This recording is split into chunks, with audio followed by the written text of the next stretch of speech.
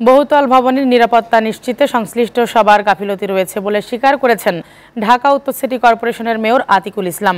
একই সঙ্গে অগ্নি ঝুঁকি মোকাবেলায় সিটি কর্পোরেশনের দেয়া পরামর্শ গ্রহণ করা না হলে বাণিজ্যিক প্রতিষ্ঠানগুলোর লাইসেন্স বাতিলের হুঁশিয়ারি দিয়েছেন তিনি। সকালে গুলশানে অগ্নি ঝুঁকি মোকাবেলায় ভবন পরিদর্শন কার্যক্রমের উদ্বোধন শেষে তিনি এসব বলেন। তবে পরিদর্শনে যে গুলশানের নগর ভবনেই অগ্নি ঝুঁকি মোকাবেলায় উপযুক্ত ব্যবস্থা না থাকায় হতাশা ব্যক্ত করেন উত্তরের মেয়র। মিজান আহমেদের প্রতিবেদন। উপর থেকে রাজধানীর গুলশানের দৃশ্য অনেকটাই এরকম। গেল বছর জানুয়ারি থেকে আগস্ট পর্যন্ত জরিপ চালিয়ে রাজুক জানায় গুলশান এবং এর আশেপাশের এলাকায় প্রায় 84% বহুতল ভবনেই অবৈধভাবে নকশায় পরিবর্তন আনা হয়েছে।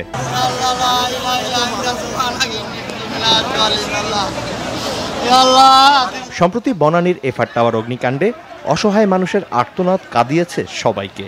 দুর্ঘটনার পর অনুসন্ধানে বেরিয়ে আসে অবৈধভাবে নকশায় পরিবর্তন এবং অগ্নিঝুঁকি মোকাবেলায় কার্যকর পদক্ষেপ না থাকার কারণেই প্রাণ হারাতে হয়েছে 26 জনকে।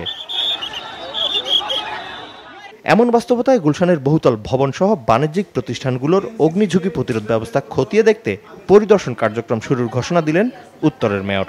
গাফিলতি আছে দেখি কিন্তু আজকের এই অবস্থা।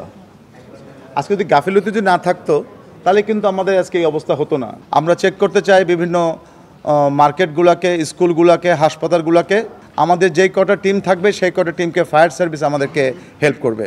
এরপরে যখন যাবো আমি কিন্তু ম্যাজিস্ট্রেট পাঠাবো। আমি ম্যাজিস্ট্রেট পাঠা যদি দেখি যে তারা তাদের বিল্ডিংয়ে ঠিকমতো কাজ করে নাই, অবশ্যই সেই বিল্ডিংয়ে যে অফিস থাকবে বা বিল্ডিংয়ে ভবন যে আছে তাদেরকে আইনি প্রক্রিয়ার মধ্যে শোকজ করে যদি সেখানে কোনো ধরনের দোকান বা অফিস থাকে তাহলে সেইটার ট্রেড লাইসেন্স কিন্তু আমি বাতিল করে দিব। কিন্তু পাশাপাশি উত্তর সিটির শিক্ষা প্রতিষ্ঠান এবং বাণিজ্যিক প্রতিষ্ঠান সহ 20টি ভবনকে অগ্নি প্রতিরোধ ব্যবস্থার আলোকে মডেল হিসেবে প্রতিষ্ঠার ঘোষণা দেন তিনি।